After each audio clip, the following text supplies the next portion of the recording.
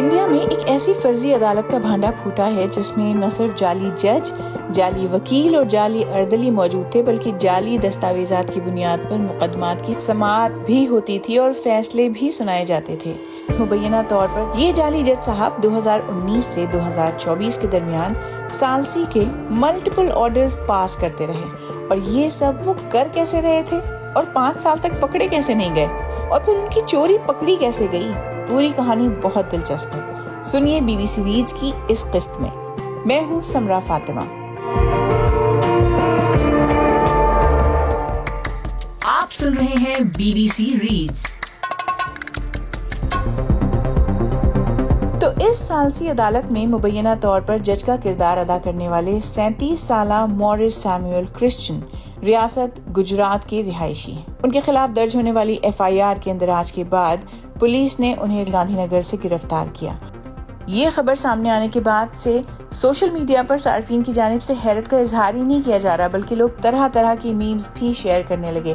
بات ہے ہی اتنی حیران کن، بالکل ویسے ہی جیسے اس سے کچھ دن پہلے ہی ایک اور انڈین ریاست چھتیس گڑھ میں اسٹیٹ بینک آف انڈیا کی جعلی برانچ کا معاملہ سامنے آیا تھا، جس میں شہریوں سے لاکھوں روپے بٹورے گئے تھے۔ آگے چل کر آپ کو مورس کے بیک گراؤنڈ کے بارے میں بتائیں گے، اور یہ بھی بات کریں گے کہ یہ سلسلہ کب اور کیسے شروع ہوا، وہ اتنے دن تک پکڑے کیوں نہیں گئے۔ پہلے بات کرتے ہیں اس معاملے کی جس سے آخرکار وہ پکڑے گئے۔ پولیس کے بقول مورس سیموئل گزشتہ کئی برسوں سے ثالثی پر مبنی فیصلے بھی سنا رہے تھے۔ سن 2019 میں مورس سیموئل نے ایک شخص چندا جی ٹھاکر کے حق میں زمین کی ملکیت کے ایک تنازع سے متعلق فیصلہ سنایا تھا، اور اسی معاملے سے ان کی پکڑ ہوئی۔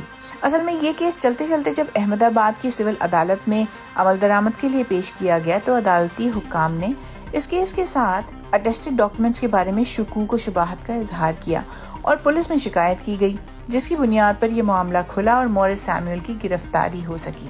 پولیس کے مطابق مورس مبینہ طور پر گزشتہ کئی برسوں سے ان لوگوں کو نشانہ بنا رہے تھے جن کے زمین کی ملکیت سے متعلق تنازعات سول کورٹ میں پینڈنگ تھے۔ وہ انہیں اپنے مقدمات کے حل کے لیے فیس ادا کرنے پر مجبور کرتے تھے۔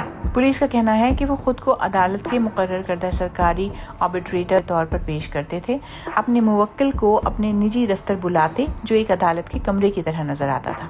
یہی نہیں، FIR کے مطابق کرسچن نے اپنے دفتر میں کمرہ عدالت جیسا ماحول قائم کیا ہوا تھا۔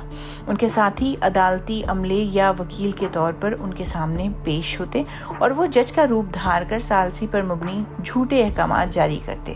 پولیس کے مطابق جھوٹی عدالتی کارروائیوں کے ذریعے وہ مبینہ طور پر قیمتی سرکاری اراضی کی ملکیت کے فیصلے نجی افراد کو منتقل کرنے کے دعوے تیار کرواتے اور اس ضمن میں فیصلے سناتے تھے۔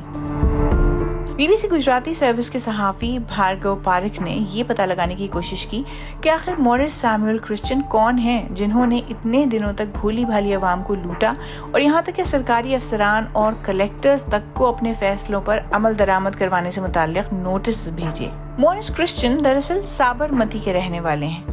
کرائم برانچ میں درج تفصیلات کے مطابق جھوٹے دستاویزات کی بنیاد پر سن 2015 میں ان کے خلاف 2 مقدمات دائر کیے گئے تھے۔ مورس کرسچن کے ایک پرانے پڑوسی سیموئل فرنانڈس نے بی بی سی سے بات کرتے ہوئے بتایا کہ مورس بچپن سے ہی بڑے بڑے خواب دیکھنے والے انسان تھے۔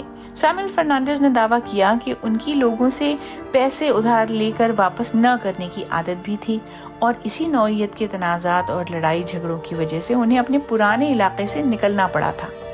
انہوں نے بتایا کہ اس کے بعد کی زندگی کے بارے میں انہیں زیادہ نہیں معلوم، کیونکہ کرسچن کا خاندان ان کے علاقے سے منتقل ہو گیا تھا۔ سیموئل کے مطابق اس کے بعد وہ ان سے ایک دفعہ ملے تھے، اور اس ملاقات میں انہوں نے بتایا تھا کہ انہوں نے بیرون ملک تعلیم حاصل کر لی ہے، جس کے بعد سے وہ جج بن گئے ہیں۔ اسی طرح گجرات بار کونسل کی ڈسپلنری کمیٹی کے چیئرمین انل کھیلا نے بی بی سی کو بتایا کہ سن 2006 کے آخر میں ہم نے ایک 28-29 سالہ نوجوان کو کالے کوٹ میں وکلا کے ساتھ گھومتے پھرتے ہوئے دیکھا تھا۔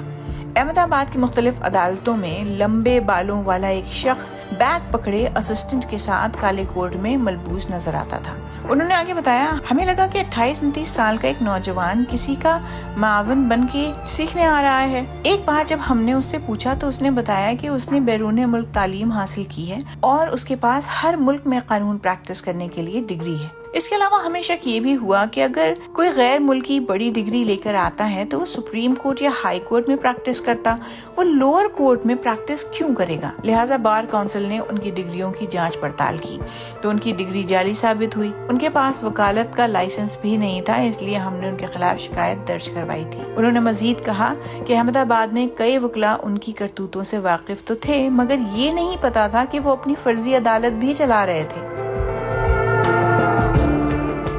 اور چلیے اب آپ کو یہ بتاتے ہیں کہ مورس نے جعلی عدالت کیسے بنائی۔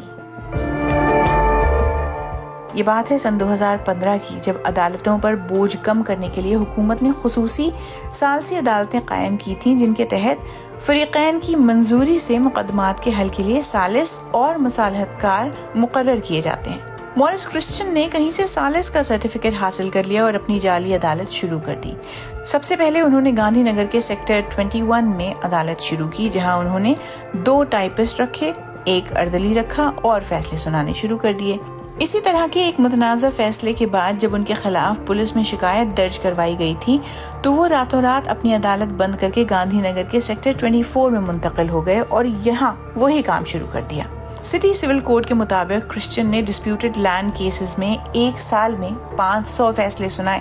معاملے کے کھلنے کے بعد سے اس بارے میں سوشل میڈیا پر جعل سازیوں اور دھوکے کے پرانے واقعات بھی پیش کیے جا رہے ہیں، جبکہ کچھ لوگ ریاست گجرات کو اس معاملے میں سب سے آگے بتا رہے ہیں۔ BBC reads. BBC ریڈز کے ذریعے ہماری یہی کوشش ہے کہ BBC اردو کی ویب سائٹ کی وہ سٹوریز جن میں آڈینس کی دلچسپی زیادہ نظر آتی ہے انہیں اور بھی زیادہ لوگوں تک کیوں نہ پہنچایا جائے۔